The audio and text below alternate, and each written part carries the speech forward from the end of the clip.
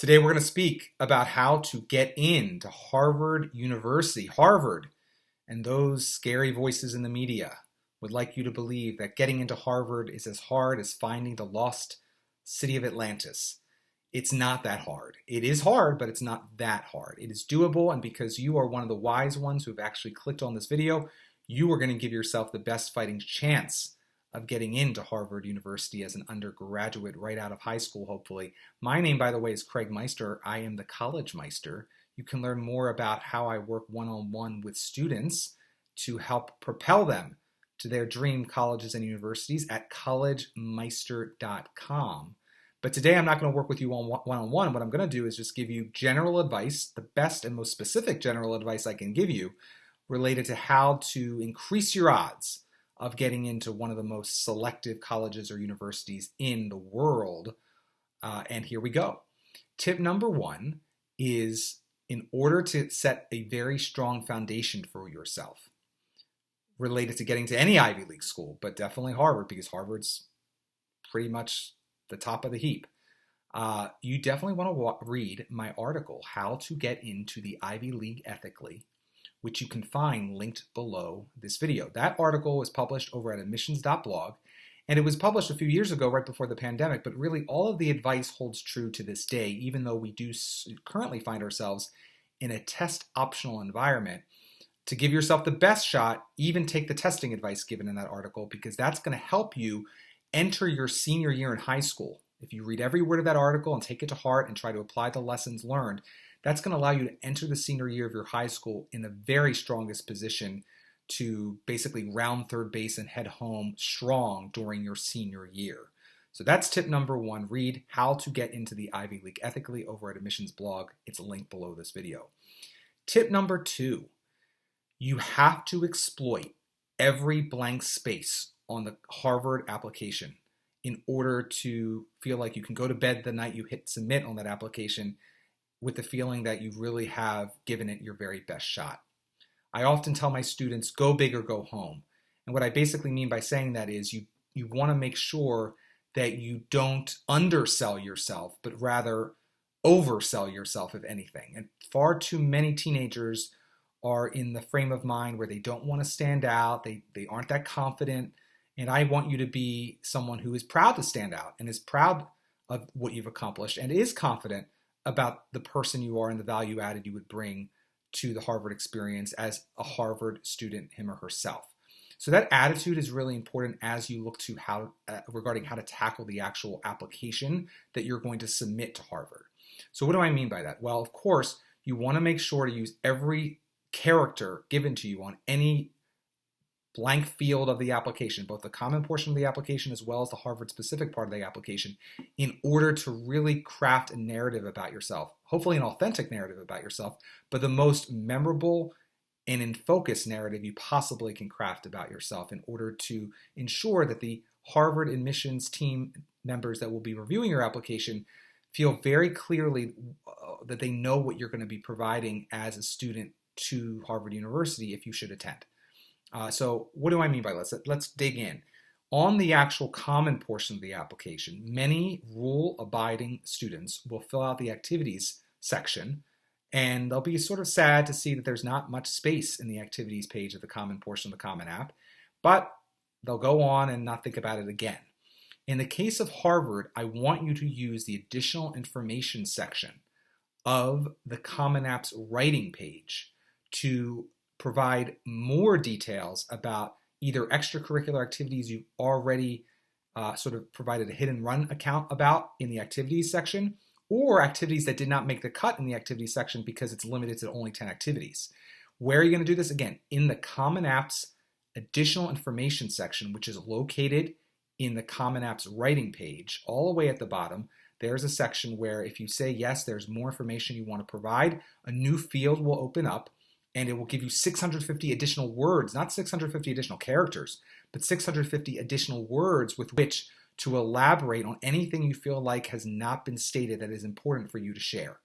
And this is where I would like you to try your very best to put together a nice 650-word extracurricular resume that, again, provides more depth and breadth about what you've achieved in the extracurricular realm during your high school years than the activities page of the Common App allowed you. Use those extra words available to you for all they are worth. I'll also note that in order to do so most effectively and efficiently, I highly encourage you to click on the link below this video to my How to Build an Extraordinary Extracurricular Resume short course, which is under an hour in length, but it's going to give you all the tools you need in order to properly frame your extracurricular activities in that additional information section resume that you're going to copy and paste in that 650 word field. And that's going to really serve you well in order to better flesh out the depth and breadth of what you've accomplished in the extracurricular realm than the activities page really could ever do, because it's so skeletal in terms of how many characters it allows you. Now let's jump into the actual supplement to the Harvard Common Application. So this is the Harvard University supplement to the Common Application, starting out right at the beginning. They ask you, what term are you applying for? They only really allow freshmen to start in one term as of this filming. And so you want to say the fall, the next fall is when you're applying. Obviously, that's the only option. But the next question is, what is your preferred admissions plan? You have the options of either restrictive early action or regular decision. I strongly encourage you, if you are very interested in attending Harvard, and it is your first choice, you should apply restrictive early action. The great thing about restrictive early action is that you will hear early, you will have a higher chance of getting in percentage-wise, because statistically speaking, there's a 3 times higher shot of getting in restrictive early action than there is getting in regular decision. But the other benefit is that even if you hear in the month of December that you've been accepted to Harvard, you don't have to actually go to Harvard ever, but you don't even have to tell them until May of your senior year. So you have many months with which to ruminate over whether or not Harvard is a school you ultimately want to go to. Very few people would ruminate long because, again, Harvard is a very prestigious institution and you really couldn't do better for yourself. But there could be reasons why you ultimately choose not to go to Harvard, either because you feel like it's not the right fit, maybe the cost is something that doesn't compare to a great scholarship you got elsewhere. But the downside of applying restrictive early action is that you cannot apply to any other private institution early action or early decision. Early action schools are also non-binding, but you also can't obviously apply to any other early decision school because early decision is binding. So that means you would have to go to an early decision school that you apply to at the same time as you apply to Harvard restrictive early action. If you have a good high school counselor, he or she's not going to allow you to apply to Harvard restrictive early action and another school early decision. But make sure you don't make the mistake of doing that yourself accidentally, because the official rule with restrictive early action is you must apply nowhere else that is a private school early decision or early action. And you, of course, should not be applying anywhere else that is a public school early decision either, because you can't be applying to a binding plan while also applying to a restrictive early action plan. Now, with that said, the one carve out is you could apply to a public university that offers not restrictive, but regular early action or rolling. So a school like Arizona State, the Barrett Honors College, that is a rolling decision situation. You could, of course, apply to as many rolling schools as you would like at the same time as you apply to a school like Harvard restrictive early action. And the other carve-out is for just straight public institutions that are early action institutions. So schools like UNC or UVA or Indiana or Michigan or Wisconsin. These are schools, Maryland, these are schools that offer regular early action where you apply early, you hear relatively early, but there's no binding nature to going. Those schools you are also allowed to apply to early action concurrently with a school like Harvard restrictive early action. Again, statistically speaking, the reason why I'm focused on this so much for Harvard is that currently in the most recent admission cycle, the regular decision acceptance rate at Harvard was under 3%. The restrictive early action acceptance rate at Harvard was over 7%. So there is a spread there that is noticeable and statistically significant. You want to give yourself the best shot of getting into Harvard. This is how you do it. You apply restrictive early action. The downside, of course, is let's say you actually like Harvard just as much as you like Brown, or you like Harvard just as much as you like Penn. At that point, it really becomes a cost-benefit analysis of whether or not you really should apply to Harvard restrictive early action, because you wouldn't be able to apply to Brown early decision at the same time as you can apply to Harvard, restrictive early action, and your shot statistically of getting to Brown, if you like it just as much and you feel like it would be just as enjoyable of experience and academically you feel like it's just as strong of a fit for a variety of reasons, statistically speaking, your shot of getting to Brown will be higher, most likely, all other things being equal. So a lot of students like to commit themselves to definitely going to an early decision school so that they have a higher shot of getting into that early decision school, and they're willing to let go of that shiny object that is a Harvard or a Yale, a Princeton, or a Stanford, these schools that offer either single choice early action or restrictive early action. But statistically, go in for the kill and apply restrictive early action if you have eyes for only Harvard and you want to seal the deal at Harvard University. Beyond that, Harvard is going to be asking some additional questions before they actually ask the big question on their supplement related to writing out a bit longer essay, if you will.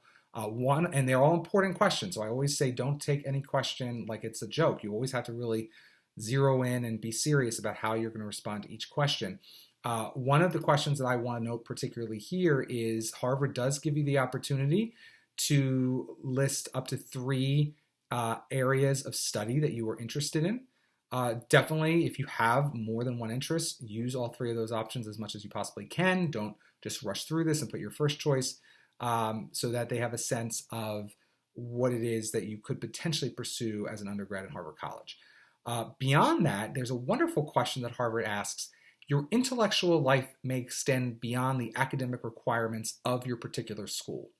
Please use the space below, which is 150 words, to list additional intellectual activities that you have not mentioned or detailed elsewhere in your application. These could include, but are not limited to, supervised or self-directed projects not done as schoolwork, training experiences, online courses not run by your school, or summer academic or research programs not described elsewhere. There is no reason why you should not be able to answer this with 150 words. If you skip this, which you are literally allowed to do, you're foolish for doing so. Because they're giving you a wide enough berth here that even if you didn't do official independent research with a dean or a teacher at your school, or even if you didn't officially take an online course, hopefully your academic interests and your intellectual interests are such that you have done independent research into something that's fascinating for you, and this is your opportunity to describe that. And really explain why you did it and what you learned. So again, if you read the question, your intellectual life may extend beyond the academic requirements of your particular school. May is the interesting word there. Harvard obviously hopes that it does extend beyond the academic requirements of your particular school because they pride themselves on accepting students who consider themselves smart and intellectual. So even if, again, you have not officially pursued official additional coursework at a community college or elsewhere, you're going to answer this question because they say here to please use the space below to list additional academic activities that you have not mentioned or detailed elsewhere. So even if you've just done one of these things, and again, they could include self-directed projects, you want to describe it here. So maybe you just did research into your favorite fashion brand because you like buying purses. I don't know. Build it up to be something more than you just looking to buy the next Fendi purse. Try to build it up into something that, you like to really learn about the history of these purses and you've done research in this way, that way, or the other way. Try to make it, frankly, more than it even was so that they can see that you don't just scratch the surface with any research, that you really go deep. But of course, hopefully you're also doing research into other things that align maybe with your major or maybe with your preferred career ultimately. And maybe you do want to work in fashion merchandising, but maybe you're just really passionate about politics and you spend hours on end researching the latest projections related to who will take the Senate next year, or who will take the House of Representatives. And what does that research look like? If it's done independently and just fully online, explain what sources you go to. And why you do this research. Use this space so that they can get to know you better as a student, as a researcher, and as an intellectual. All right? There's no reason why, if you have a pulse, you should be unable or unwilling to answer this question, even though it is officially optional. In the next portion of the supplement to Harvard on the Common Application, Harvard asks, what activities at Harvard College interest you? List in order of preference, and you have up to 5 slots there. Be honest. Hopefully you will list at least 2 or 3 things so they get a sense of how you see yourself engaging in the life of the campus, not just life of the academic life of Harvard. Same thing with sports. Please indicate the level of participation you would engage in. Would it be intercollegiate? Would it be club, intramural, or recreational? So don't just rush through these and think, oh, these aren't important questions. These are not the essay. I don't have to answer them, which you literally don't have to answer them. But again, show enough interest and respect to the application where you answer each one thoughtfully and methodically. And right after those questions, you have the opportunity to briefly elaborate on one of your extracurricular activities or work experiences. This is one that most students fall down on the job on because they don't exactly know what to write here. And many students who have not taken my previous advice will basically put in a narrative resume entry into this 150-word response. That is not the approach you're going to take because you're watching this video. But again, a lot of students will just say, as president of Club X, I manage meetings, I recruit new members, I hold a fundraiser once a semester. That is not what Harvard wants you to do here. Your job here is to not tackle that extracurricular activity from an objective angle because, again, you should have already done that in the activities page of the Common App and or in the additional information section of the Common App's writing page, which I just told you how to put a resume in there. Here, you want to actually share more about your feelings and your motivations. Why did you get involved in this activity to begin with? And once you were involved in that activity, how has it changed you? How have you grown? What have you learned about yourself? Have your goals changed as a result of your time in this extracurricular experience or activity? Yeah, of course, you can throw out a sentence. When working with children as a tutor, I got to know them really well. I not only was able to demonstrate my math skills with them, but I learned something new about myself. That's the tack you want to take. So of course you can allude in passing to maybe an objective thing you accomplished or achieved within that extracurricular activity, but ultimately this is a little essay. It's a 150-word essay with a 1-sentence intro/thesis, a several-sentence body, and a 1-sentence conclusion. And again, your goal here is to tackle an extracurricular activity in more depth than you ever would on an extracurricular resume entry, and from a perspective of being more subjective than objective. So again, think about providing that context. Why did you get involved to begin with? Maybe you got involved because your friend was doing it, but by the end you were so invested in it. What changed? Why did you become so invested? What really made you excited about staying in that activity or club or engagement for maybe multiple months or multiple years? This is an opportunity to show more of you, your person, your value system, your character, not just a list of what you've done in a particular activity. That should be on the resume. So treat this like a little essay. Make sure that thesis is making a strong argument as to sort of where that little short essay is going to go. The body sentences are going to support the thesis by providing more details. And then the conclusion sentence will hopefully say something new and insightful that leaves the reader at Harvard wanting more and wanting to hopefully accept you and liking you more than they liked you before they finished reading this short answer response about you elaborating on one of your extracurricular activities and how it changed you in more depth. All right, so moving right on to the contacts section. Contacts are important at a school like this. They have a question basically, how have you learned about Harvard? List in order of influence, and they give you up to 10 different influences about who influenced you maybe to apply or how you've learned about Harvard. They really want to know. Some of these give you the opportunity to actually list a name. So like if you say, I know a member of the alumni community at Harvard, a new drop-down question will come up and say, well, give me the name of that person. So you don't want to rush through here. Now, of course, if you have no idea about Harvard in any one way, shape, or form other than the website, then you're only going to be able to put the website. However, hopefully you will have met a Harvard admissions representative in your hometown. Hopefully you will have followed Harvard on social media, and you'll have at least more than one. And maybe you'll sign up to an email list at Harvard, and you can say you also get emails from Harvard.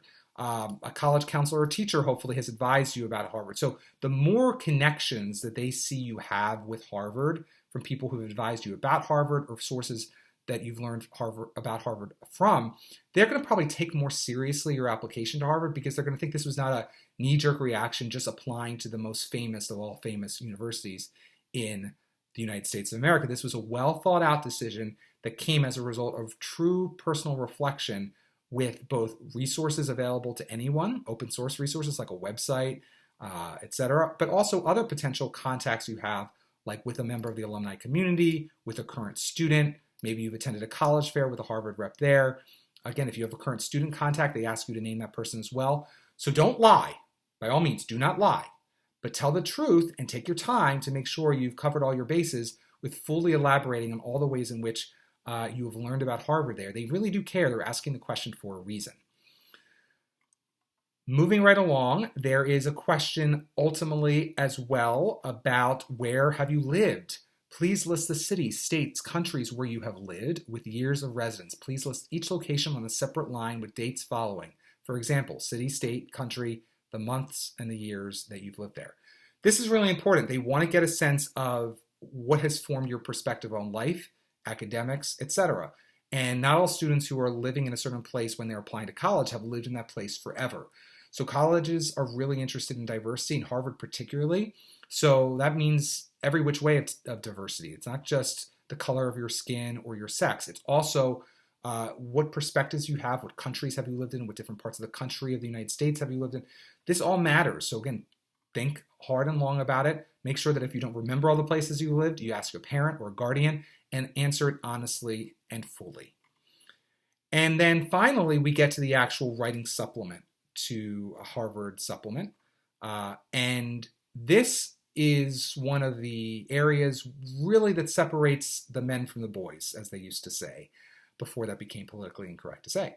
And what I mean by that is Harvard lets you upload a document. They basically let you upload a document. There's no official word limit.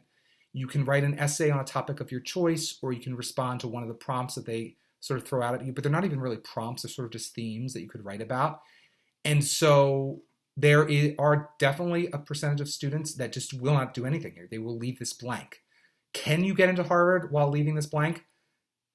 Very unlikely. It happens, I'm sure, all the time, but probably for people who have very exceptional life stories that have been shared elsewhere, or demographic backgrounds and or connections that are so compelling that Harvard doesn't need or want to see any more writing from them, and they already have made a decision. But you have to assume you're not going to be that type of student. So you do want to respond to one of these prompts or write a new essay on a topic of your choice. And so the question then becomes, okay, how long should it be? What sort of approach should I take to this? Again, the question is this. You may wish to include an additional essay if you feel that the college application forms do not provide sufficient opportunity to convey important information about yourself or your accomplishments. You may write on a topic of your choice, or you may choose from one of the following topics. Now, those who do a topic of their choice, some of them may just throw in a resume here. That is not a good idea because they're not asking for a resume. They're asking for an additional essay.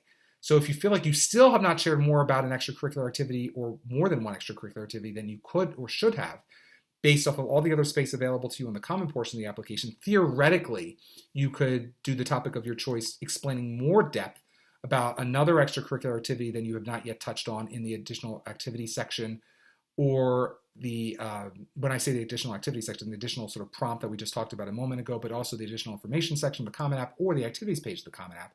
But I don't recommend that really, because this is your opportunity to become more multidimensional. And I want you to become someone who is more humanized as a result of this, and just all of a sudden listing in narrative format more details about extracurricular accomplishments makes you feel like more like an extracurricular monkey than an actual full-fledged human being. And so your job is to become, again, more humanized by the end of this process and not just more robotic sounding that you're capable of doing all these extracurricular activities. So I would shy away from that. And again, you already have been given advice from me earlier in this video on how you can share more about your extracurricular activities elsewhere.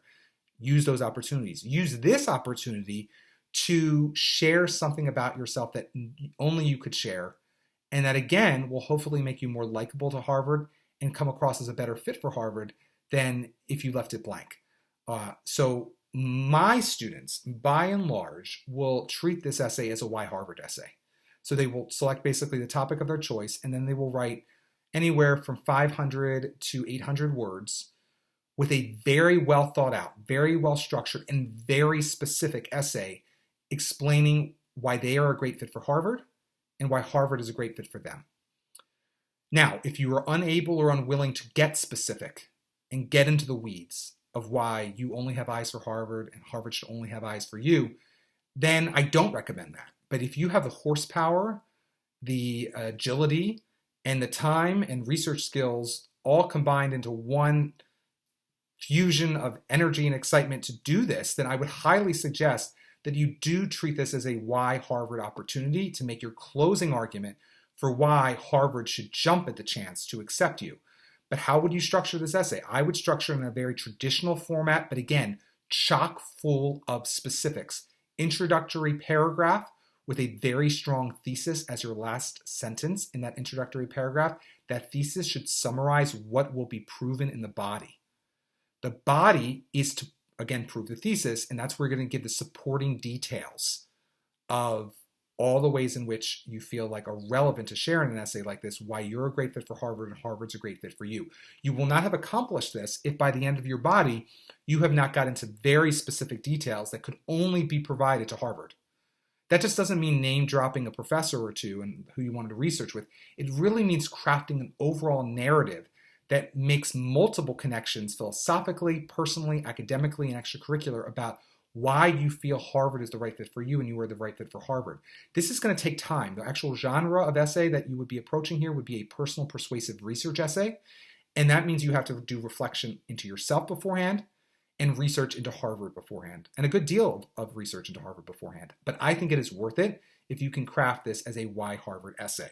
But again, if you feel like you're not up to the task because maybe your research skills aren't that great, or you really can't craft a very specific narrative throughout a full-fledged essay that also will have a conclusion that says something new and doesn't just repeat the thesis. If you feel like you're just not up to the task, I'm open-minded that you may be better suited to respond to one of the prompts that they're giving you to respond to. And here are the options. You could write about unusual circumstances in your life. Again, think about things that have made you stronger, maybe adversity that you've overcome, or a perspective that you would bring to the table that would really be unique. Not just that you want to talk about here because you feel like it's easy for you to write about, but something that you actually feel like would be unique. And again, that would still require research on your part into Harvard to think about what type of perspectives, what type of backgrounds, what type of unusual circumstances really are considered unusual at Harvard, and then be able to connect the dots between those experiences or unusual circumstances or perspectives and why you feel like that's going to be a value added to having a student at Harvard, i.e. you. The other idea is travel, living, or working experiences that in your own or other communities that you've experienced. So they want to get a sense of impactful experiences in your life of travel, of living, or working experiences that really have formed your character and your value system.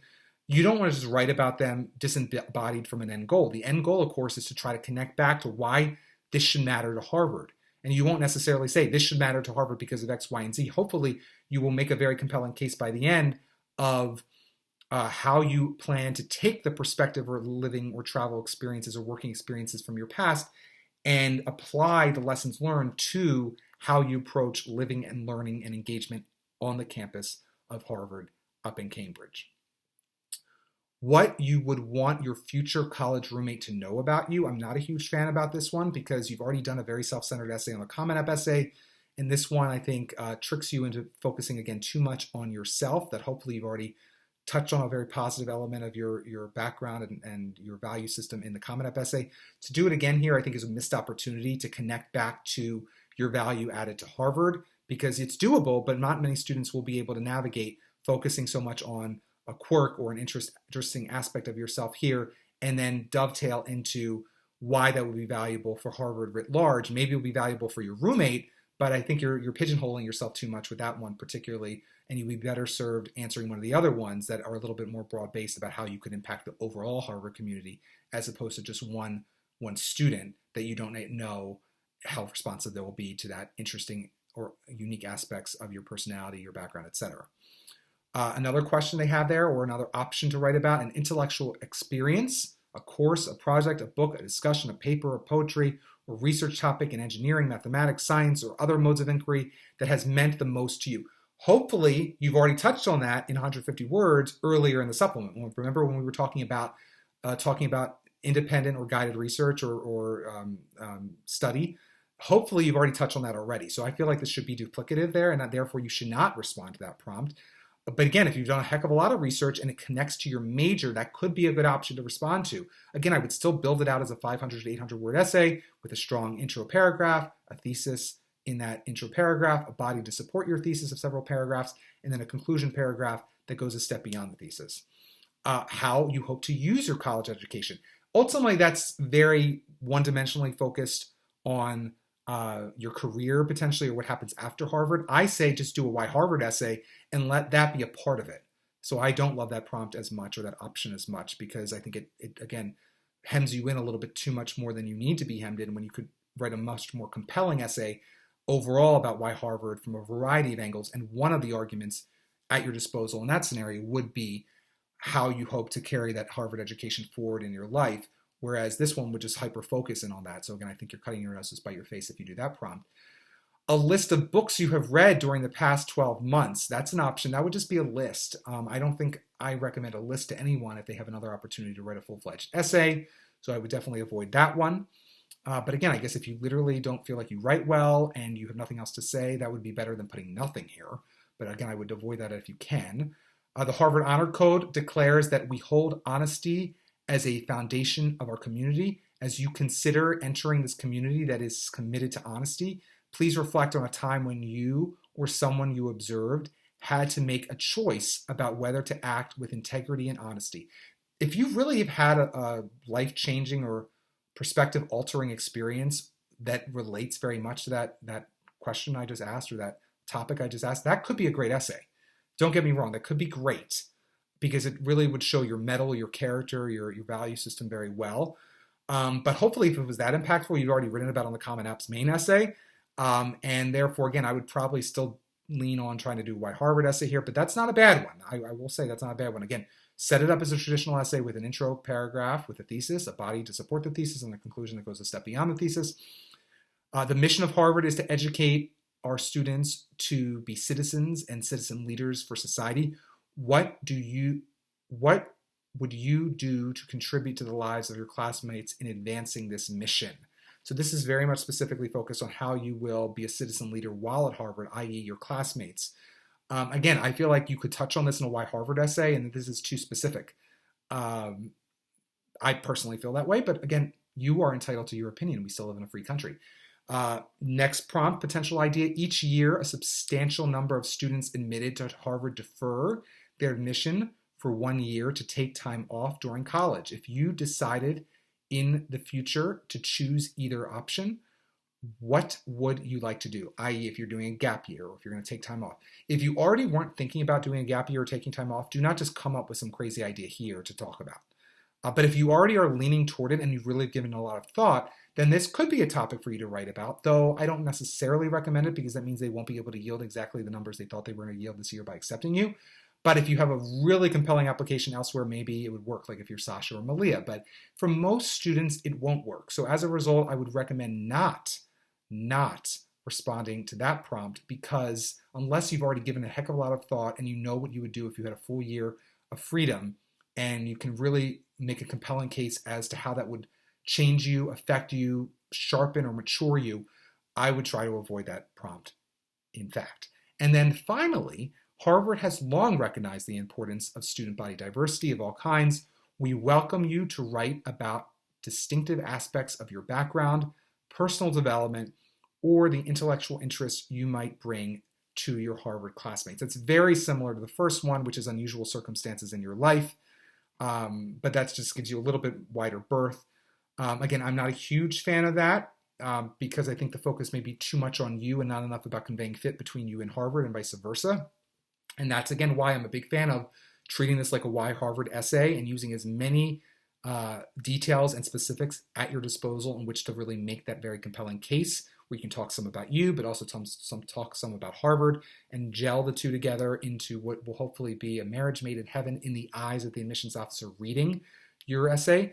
But some people may want to really bang home the point of some element of their diversity, perspective-wise, background-wise, personal development-wise, and that would be the prompt you would choose. You pick which one you want to click on, and then you upload an essay. Again, there is literally no word count length limit, but I highly suggest you keep it to 800 words or fewer.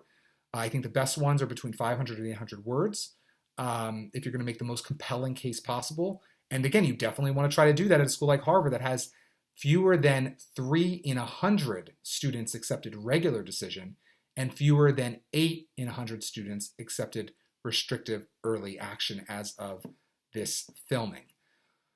Whew, all done in one take. I know it may not have been that pleasant to look at my face for this many minutes, but I hope that you listened, you've taken to heart some of what I've said, and if you do, you are going to give yourself the very best shot of rounding third base and heading home during your senior year strong. You're going to dive into first base head first, not first base, but home plate head first, and hopefully you're going to be called in, not out, and that means you've scored, and that means you are going to get into Harvard. But guess what? You could do all of these things and still not get into Harvard because that many students are applying. But at least you'll know you've given yourself the best shot possible. And that's why you watch till the very end of this video. Thank you so much for doing so. You have patience where a lot of students do not have patience to get through the whole video. If you enjoy this video, click the like button below. That's a little thumbs up button. You can also subscribe to my channel because I do these as many times as I can fit them into my schedule, which is not a lot of time these days because I'm working one-on-one with a good number of students to help them in more personalized ways than I could ever provide support in a generic video like this. But you can also learn more about my one-on-one college admissions coaching services by going to collegemeister.com. Until next time, stay safe, stay well, and good luck when you apply to get in, and hopefully you do get in, to Harvard University.